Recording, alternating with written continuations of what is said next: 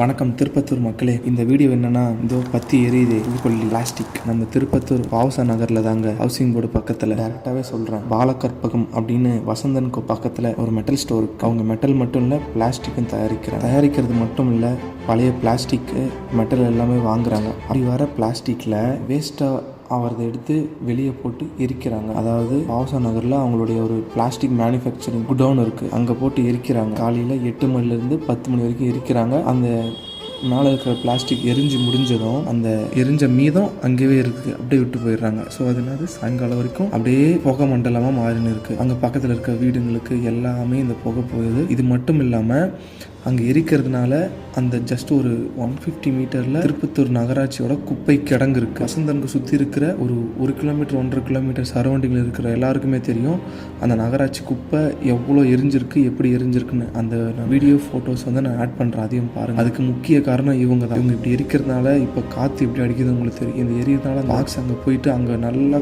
காஞ்சி இருக்கிற கவர்லேயோ பேப்பர்லேயோ பட்டு அங்கே இருக்கிற நகராட்சி குப்பையும் கிடங்கு எரிய ஆரம்பிச்சிருது. இதனால் அங்கே இவங்க இருக்கிறதுனால அந்த பாவசா நகர் பாதிப்படையுது. இது மூலிமா அங்கே போய் பற்றி ஹவுசிங் போர்டு திருப்பத்தூரில் ஒரு பெரிய பகுதி புகை மண்டலமாக மாறி இதனால் ஒரு பெரிய பாதிப்படையுது. இந்த பிளாஸ்டிக் ஸ்மோக்னால் என்னென்ன பாதிப்புன்னு உங்களுக்கே தெரியும். இதை பற்றி நான் டைரெக்டாக ஓனர்கிட்டே பேசினேன். இந்த மாதிரி பண்ணாதீங்க, எரிக்கிறது பக்கத்துலேயே ஜஸ்ட் ஒரு 50 மீட்டரில் சின்ன குழந்தைங்கள்லாம் இருக்காங்க, வீடுகள் நிறையா இருக்குது, எல்லாம் அஃபெக்ட் ஆவாங்க சொன்னேன்.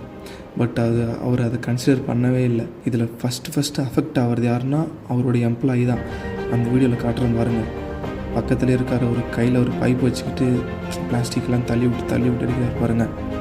அவருக்கு தான் ஃபஸ்ட்டு மெடிக்கல் ட்ரீட்மெண்ட் தேவைப்படுது. அவரோட பாடி தான் செக் பண்ணணும் எந்த கண்டிஷனில் இருக்குது அப்படின்ட்டு. எரிக்கிறதுனால அவருக்கு என்னென்ன பாதிப்புன்னு அவருக்கு தெரில, அவர் ஒரு நாலேஜ் இல்லாததுனால அவருக்கு தெரியல. இதை நான் கம்ப்ளைண்ட் பண்ணணும் அப்படின்ட்டு நான் நகராட்சியில் ட்ரை பண்ணுறேன்.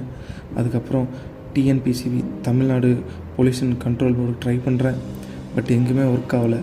கடைசியாக இங்கே வந்திருக்கேன், ஹெல்ப் பண்ணுங்கள். அட்லீஸ்ட் உங்கள் அக்கௌண்ட்லேருந்து ரீபோஸ்ட் பண்ணுங்கள். எங்கேயாச்சும் சேர வேண்டிய இடத்துல சேருதா, அதுதான் இதுக்கான சொல்யூஷன் அப்படின்னு யாருக்காச்சும் தெரிஞ்சால் கமெண்ட்டில் தெரியப்படுத்துங்க. இது மாதிரி நம்ம திருப்பத்தூரில் உங்கள் லொக்கேஷனில் ஏதாச்சும் நடந்துருந்தால் எனக்கு தெரியப்படுத்துங்க. நானும் வீடியோ பண்ணித்தரேன். நம்ம அக்கௌண்ட்லேயும் உங்கள் அக்கௌண்ட்லேயும் சேர்த்து போஸ்ட் பண்ணுவோம். நன்றி.